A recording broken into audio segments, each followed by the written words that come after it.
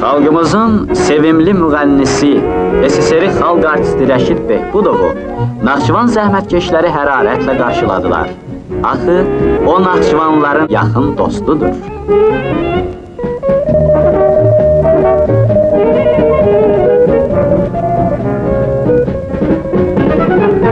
Budur, indi hörmətli qonaq haqqında nəğmə oxuduğu Badamlı zavodundadır.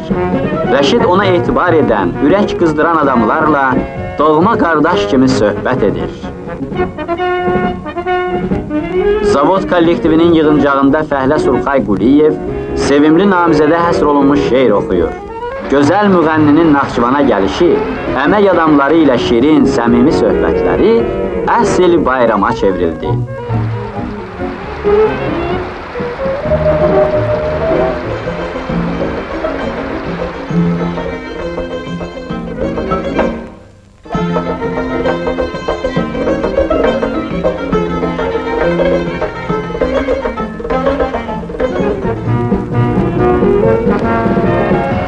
Naxçıvan zəhmətkeşlərinin izdihamlı mitingində çıxış edən Rəşid, doğma xalqına daha fədakarlıqla xidmət edəcəyinə söz verdi.